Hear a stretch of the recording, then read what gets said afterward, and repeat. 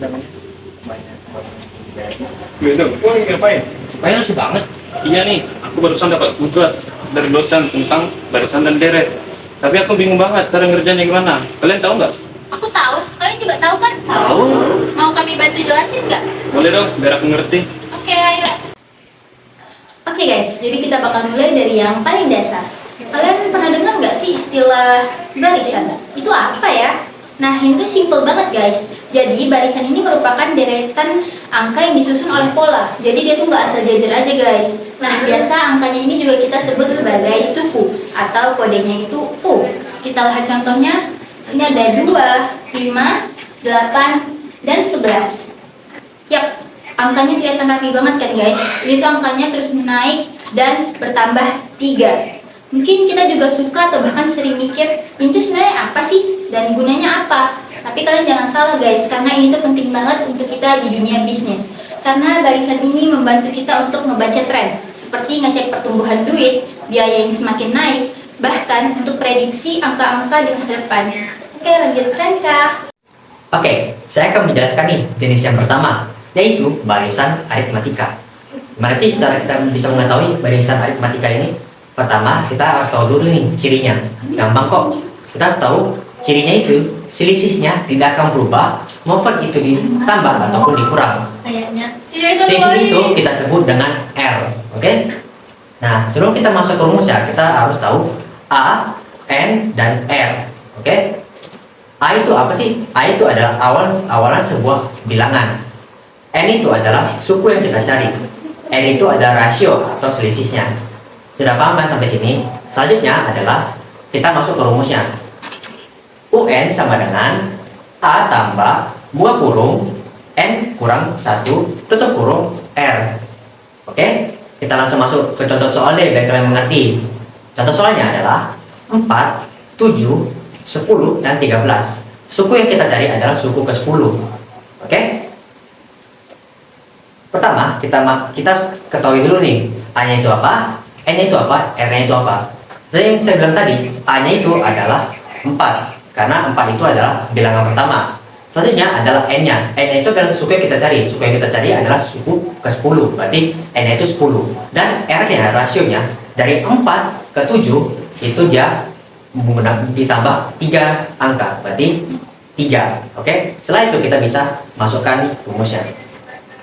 U10 sama dengan 4 tambah buka kurung 10 kurang 1 tutup kurung 3. Oke? Ke bawah lagi kita masuk ke pengurangan. Oke? U10 sama dengan 4 ditambah buka kurung 10 kurang 1 sama dengan 9 tutup kurung 3. Oke? Masuk lagi ke bawah. U10 sama dengan 4 tambah 9 kali 3 sama dengan 27. Jadi masuk lagi U10 sama dengan 4 ditambah 27 sama dengan 31. Nah, semoga kalian sampai sini sudah mengerti ya. Ini digunakan untuk apa sih? Ini digunakan untuk menghitung pertumbuhan yang stabil, yang konsisten. Oke? Contohnya adalah kita mau menghitung pertumbuhan gaji karyawan dari tahun ke tahun. Oke? Begitu. Selanjutnya akan dijelaskan oleh Alia. Nah, setelah kita udah tahu tambahan tadi, sekarang kita lanjut ke barisan geometri. Apa sih bedanya? Kalau di barisan geometri ini, polanya itu dikali, terus bilangannya juga bisa loncat lebih jauh. Pengaliannya juga biasanya kita tuh sebut dengan rasio. Nah, rumusnya itu ada UN sama dengan A kali R pangkat N kurang 1. Nah, kita langsung contoh ke kasus soalnya aja. Misal barisannya itu ada 2, 6, 18, dan 54. Awalnya itu kan 2, terus rasionya itu 3, karena dikali 3 terus, jadi rasionya itu 3. Nah, kita akan coba nyari suku kelimanya itu berapa sih. Nah, cara itu gampang, kita tinggal masukin sesuai rumus yang awalnya aja. Jadinya U5 sama dengan 2 kali 3 pangkat 5 kurang 1, terus sama dengan 2 kali 3 pangkat 4. Untuk dapat hasilnya itu kita kaliin yang pangkatnya ini guys. Jadi 3 pangkat 4 itu hasilnya 81. Nah, jadi hasilnya itu adalah 100. Nah, 162. Jadi suku kelingkanya itu adalah 162. Nah, langsung jadi itu barisan geometri yang udah kita jelaskan. Nah, selanjutnya akan dijelaskan oleh Nela.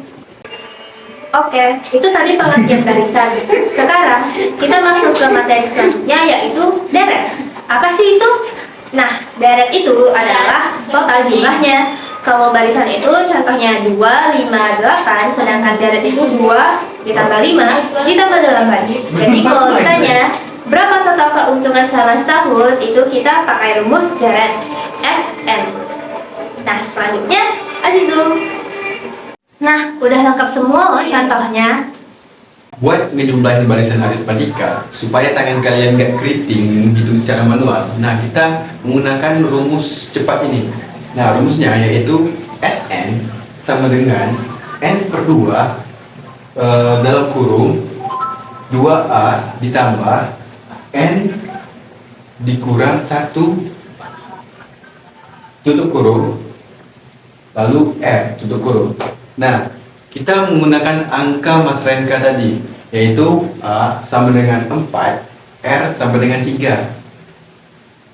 Lalu bagaimana kita mau tahu, ya misalnya kita mau tahu total jumlahnya dari 10 suku pertamanya, yaitu kita menghitung S10 sama dengan 10 per 2 dalam kurung 2 dikali 4 lalu dalam kurung 10 dikurang 1 tutup kurung lalu R nya itu 3. Nah, kita langsung saja S10 ini 5 lalu ini langsung 8 ditambah 27. Nah, langsung saja kita menghitung yang dalam kurung kita tulis 5 dikali 8 ditambah 27 itu 35. Nah, kita langsung menjumlahkan 5 dikali 35. Hasilnya yaitu 175. Nah, itu total dari 10 suku pertamanya. Dari suku pertama sampai 10 sukunya. Itu hasilnya 175. Wah, sumpah, akhirnya aku ngerti. Jujur ya, dari kemarin aku pusing banget ngerjain tugas dari dosen. Bingung banget kapan harus memakai rumus UN, kapan pakai SN. Aku baca modul malah bikin pusing. Ternyata kuncinya sesimpel itu ya. Kalau soalnya nanya posisi atau nilai di waktu tertentu, kita tinggal pakai barisan atau UN.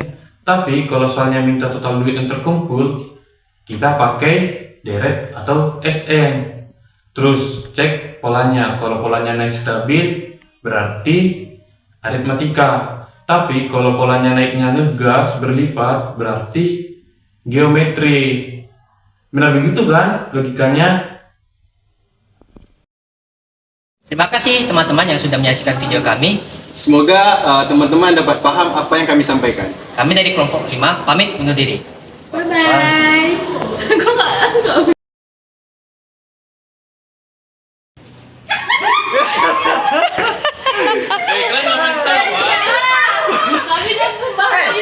Barisan itu kayaknya nggak bagus, Zul.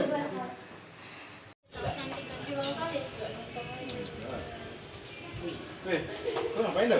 Sesuai kau berhenti lah. Kami kelompok 5 pamit undur. Bah.